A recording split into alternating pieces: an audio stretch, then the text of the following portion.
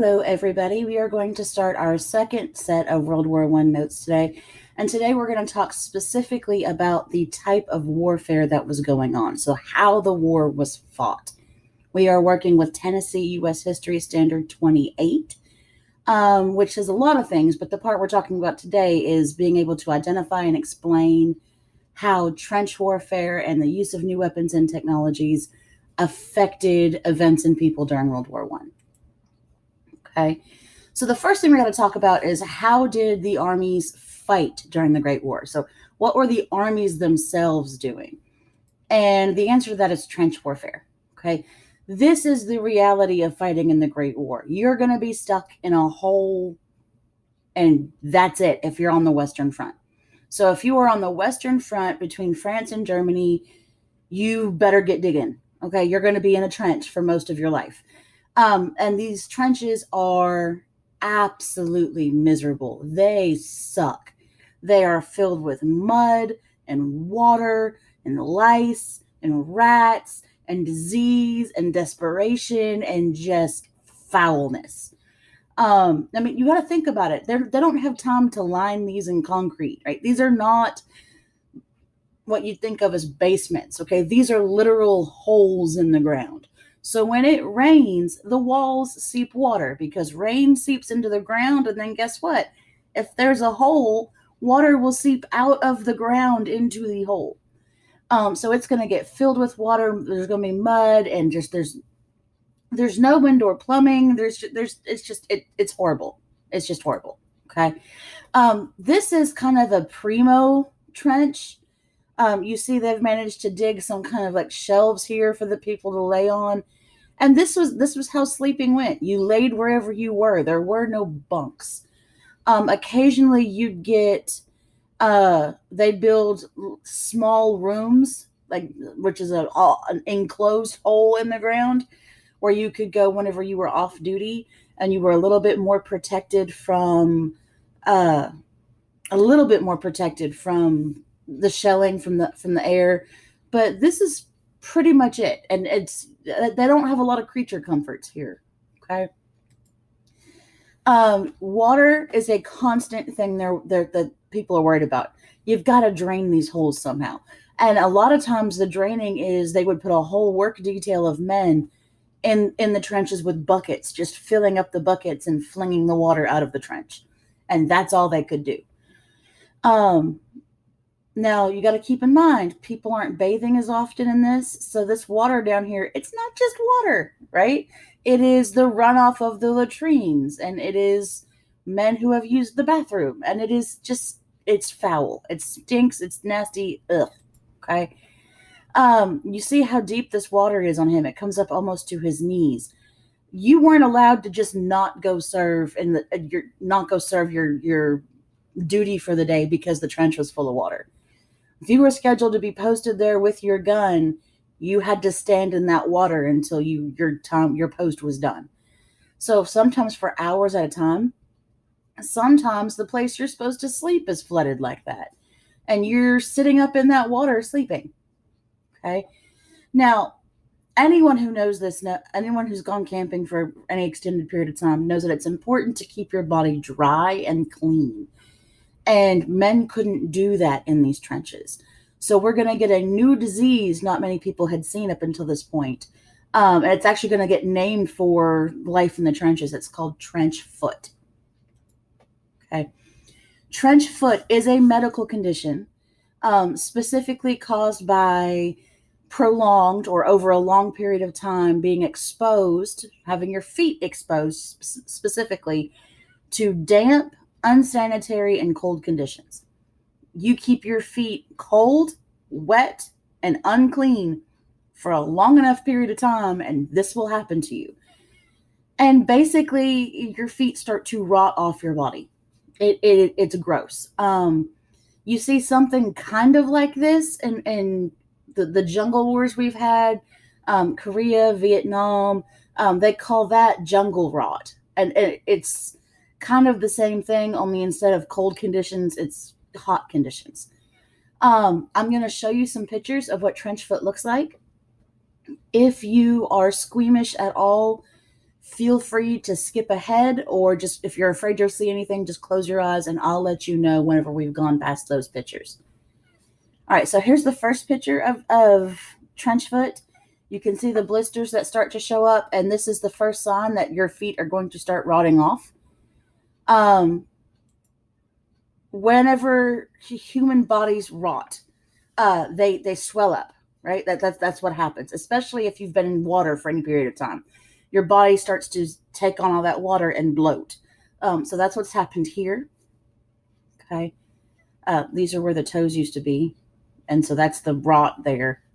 Okay.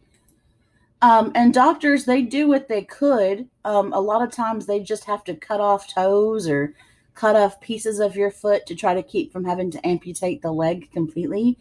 In some cases, amputating the leg was all they could do, was just cut it off and keep the rot from spreading. Okay, so if you looked away, you can look back now. Okay, it's safe. The second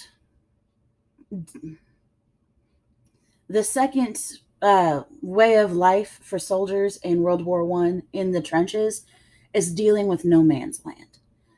No man's land was the description for the area between the opposing trenches, because most of World War I on the Western Front is fought over, less than a couple miles. Okay.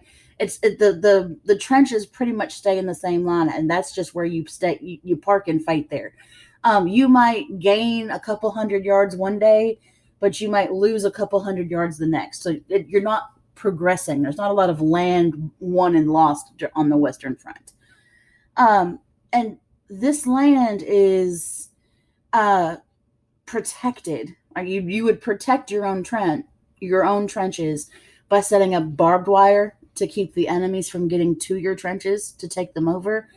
You would set up landmines, so if they did try to cross no man's land, they'd step on landmines and die. And then you were constantly shelling or bombing no man's land. Now, when I say shelling here or bombing, you're using artillery guns. We'll talk about those in a second. You're using giant, basically, bullets, and it acts like a bomb, but it's not a bomb, it's a bullet that hits the ground. An artillery shell hits the ground and goes boom, and then shrapnel goes everywhere, and that's how you die. Now, this area is called no man's land for two reasons. One, no man wanted to go into it because almost no man came back from it alive. Okay. If you got the order to charge into no man's land, you were probably going to die, which is one of the reasons why World War I becomes so scary to people and so drastic to people, was a loss of life countries were willing to take. They had massive armies, so they were okay with losing large numbers of soldiers to places like no man's land because they had more soldiers to fill those gaps. So this is a picture of kind of like what no man's land would look like. Now, this is a nice no man's land. There's not a lot of barbed wire here. This would be pretty easy to run across. But what you have to worry about is there might be landmines all up in here.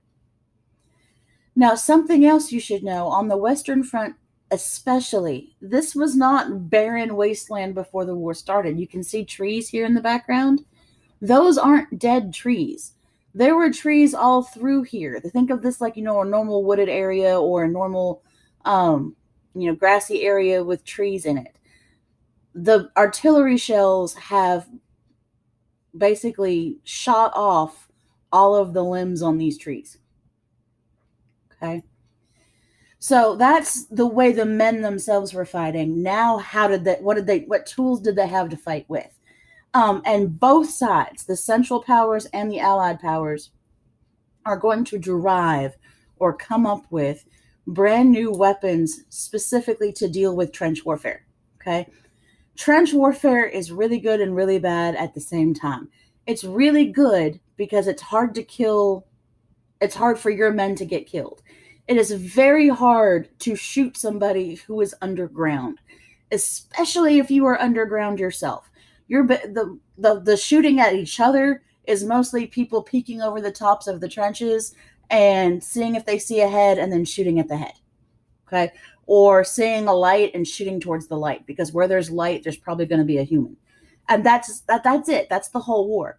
So it keeps too many people from dying. But it's bad because it keeps too many people from dying. It slows the war down because you are parked in holes in the ground. You're not constantly going out and taking more territory. Two armies aren't meeting each other on the field of battle. So it slows everything down and it basically becomes a stalemate. Okay. So you got to have new types of weapons to kill large groups of the enemy, or you'll be in those trenches for decades. The first new weapon you need to know is the machine gun. Okay.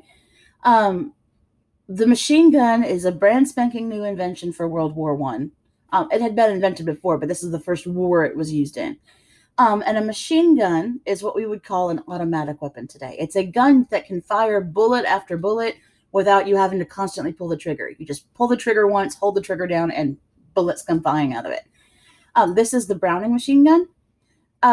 This is one of the first ones used. This is actually what keeps the Germans from destroying Belgium completely. The British show up with these and manage to fight off some of the German troops and keep them from just laying complete waste to Belgium. Now, the average machine gun in World War I could fire 600 rounds a minute, which is about 10 bullets a second.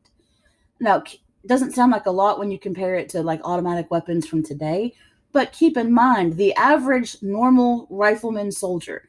So a rifleman, a guy who is trained in firing a gun quickly and accurately. That is what a rifleman is. Okay, they are trained in quick combat. So an average rifleman can only get around 15 to 20 rounds a minute. Okay. So a machine gun can do almost that in a second. So it is like having a, platoon of riflemen if you've got one machine gun. The one problem they had with machine guns at this time is they're not very portable. Okay. This is not like an AK you carry around with yourself. These things have to be anchored to something because the kick is ferocious.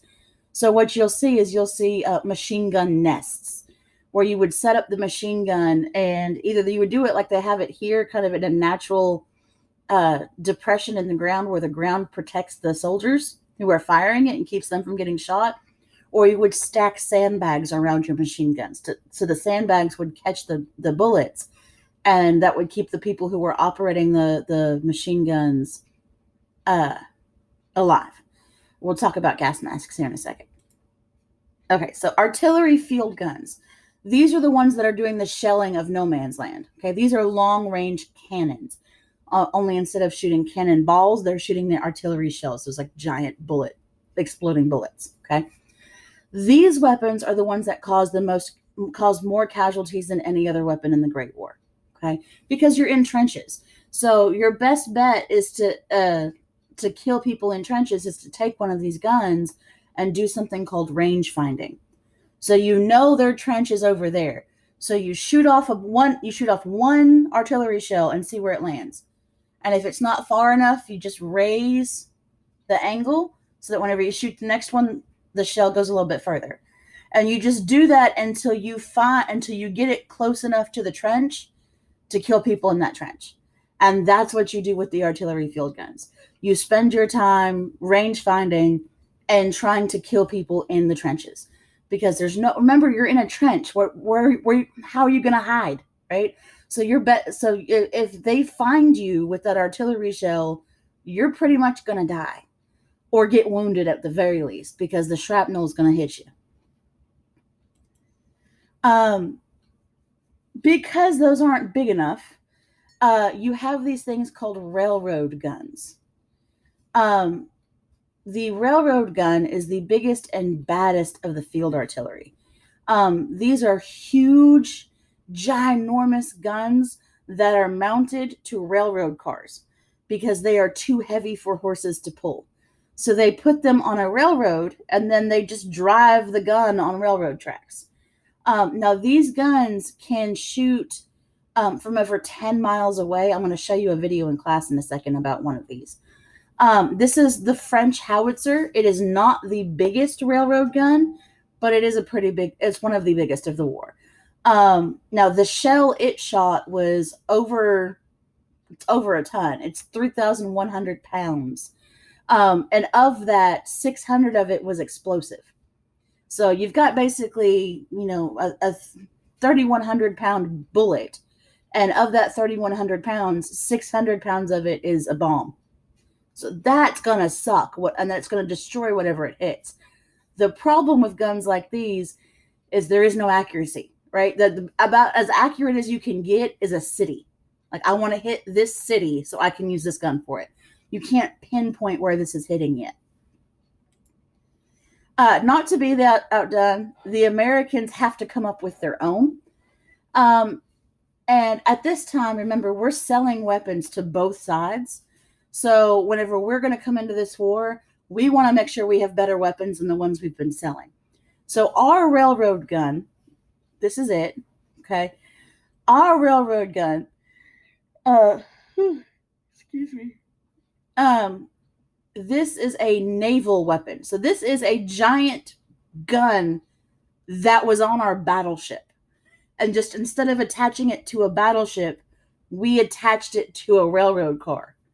And you can't get much bigger than that, guys. You can't do much better than that.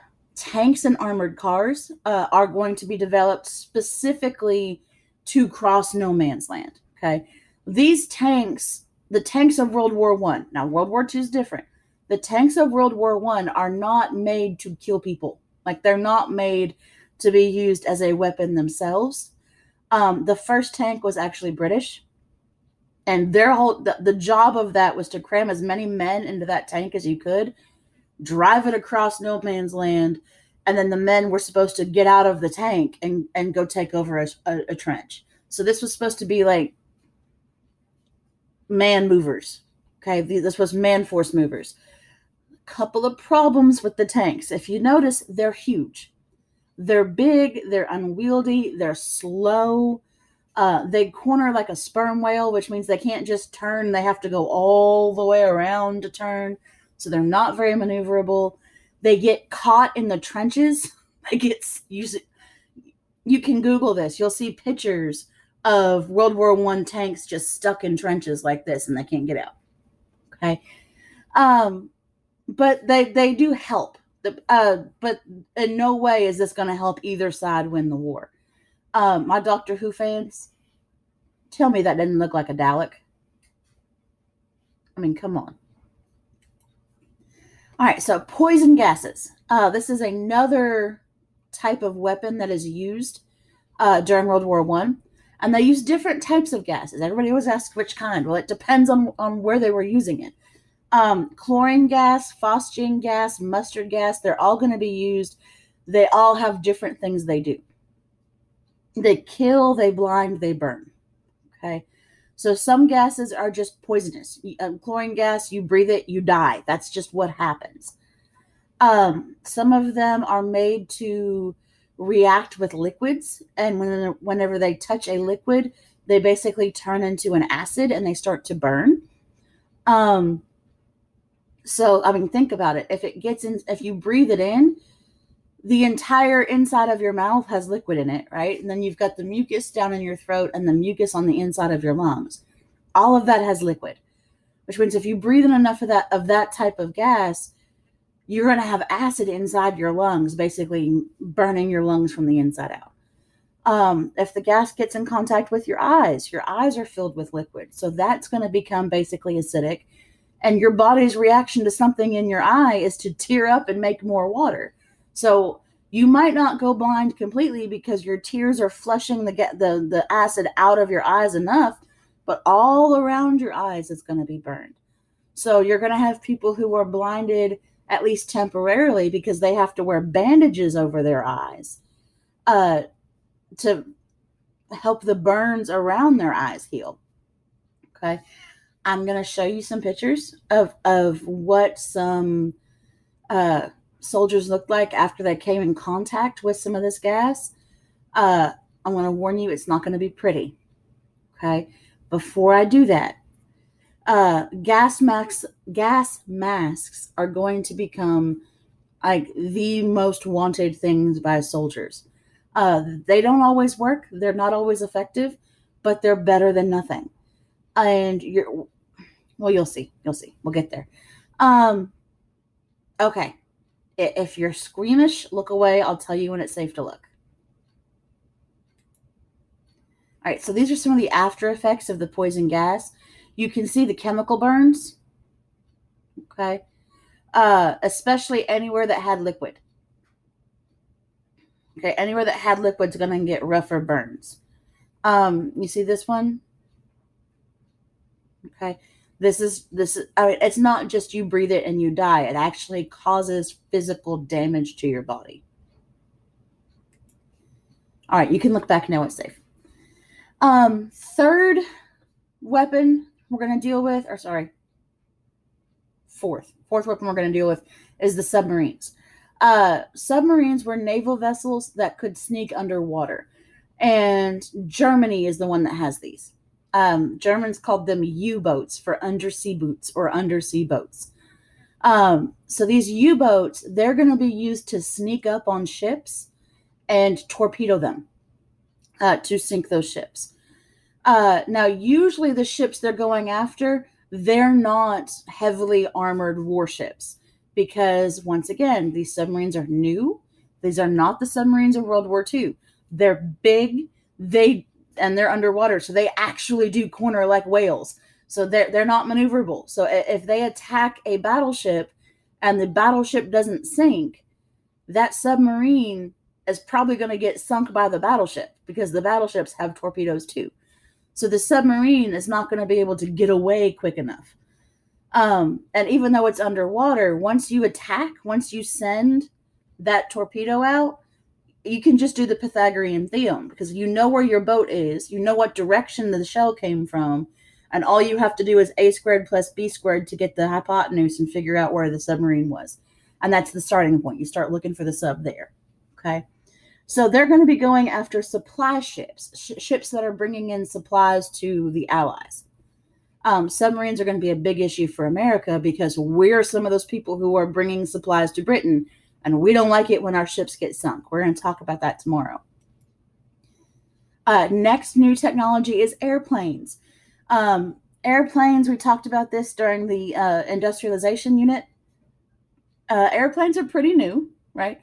But with any new technology, it's not going to take a military long to figure out how to strap a weapon to it. And that's what they do. Now, at the beginning of World War I, airplanes are not used very much for warfare themselves. They're used more for reconnaissance or spying missions, especially on the Western Front. You would take your planes and fly them over the enemy trenches to see if the men were gathering to do a run across no man's land, to see, where they're moving their heavy artillery to, so you can guess what's going to get shelled next, that type of stuff. Later on, bombing is going to start happening, and that's really easy, right? You just attach a bomb to a plane and then fly over and drop it. There's not a lot of aiming involved. And then the further you go into this, you're going to get into the fighting, where you have pilots actually flying the plane and shooting bullets at people. Now, the fighter pilots of World War I are going to be known as ACEs, ACES, an ACE. Those are what pilots are referred to in World War I. All right, so the most famous ace for America in the Great War is this guy, Eddie Rickenbacker. Okay, he is an American. He actually taught himself how to fly. Can you guys even imagine that? Like, he just goes and gets in the plane and then teaches himself. He teaches himself how to fly so he could join the Army Air Corps. So that's something you need to know. We did not have a separate Air Force in World War I. The Air Force was part of the Army. So he wanted to join the Army Air Corps. He's our most famous ace. He is our pilot that had the most confirmed kills. He had shot down 26 enemy planes. Okay. He is not the greatest ace of the whole war. He is just America's most famous pilot, most famous ace. The most famous pilot of World War One is this guy, Baron Alfred von Richthofen or Richthofen. I think there's a game that has a guy's last name like that. He's known as the Red Baron because he flew on a bright red plane. He is the best ace of the war. He's a German fighter pilot, and he is credited with shooting down over 80 planes. So he is credited with over 80 combat victories. He is killed in World War One. He is killed in combat in April of 1918. So very close to the end of the war. The war ends in November. He almost made it through the whole war, but he was killed in combat. And there's a controversy here. There's a British pilot who at the beginning, said that, I'm the one who shot him down. The British government acknowledged that, said that this is the guy who shot down the Red Baron. But now people think it's almost positive the Red Baron was shot down from someone standing on the ground. Because these planes aren't flying super high. Okay. Oh, something else you need to know I forgot about. When the planes are fighting, that's known as a dogfight. Okay. All right. So the reality of trench warfare, it's going to be a stalemate. These are the trenches today. Okay. These are the trenches in France today. This is the type of scarring that World War I did to the landscape of France. It has been almost a full 100 years since the end of this war. The war ended November 11th, 1918. So, we're in September now? Think about how close this is to the end of the war. Unless you have me second semester, in which case, sorry. But, this is 100 years later, and you can still see where the trenches were. Okay. By the way, the trenches are wibbly like this. They're wobbly. You don't want a straight line trench, because whenever you do that range finding, if you can find the range and you're in a straight line trench, they can just take the gun and just move it down the line, and they can take out that whole trench. So you want to make it a little bit harder for them to be able to hit the whole trench. Because this leads to a stalemate and neither side can gain an advantage. If both sides are in trenches, you're not going to be able to win. Okay. So if this was left unchecked, this stalemate could have gone on for decades. And instead of lasting for 4 years, this war could have stretched out into lasting, 15, 20 years. So something has to happen. Something has to happen to break that stalemate. And what happens is, a couple of things. You've got one country that pulls out of the war. They have a revolution and they have to decide, do I want to fight in the World War, or do I want to fight the Civil War going on in my own country? So they have to pull out of World War I to go deal with the Civil War happening in their own country. You've got one country that joins. You got a major military country that joins the war on the side of the Allies. That's us. Okay, that's the United States. We join and we bring fresh soldiers trained and ready for war at a time when they needed it. And that's really going to be that last kind of charge that pushes through to break the stalemate. And that is the new type of warfare notes. Close your Chromebooks and get ready to watch a video.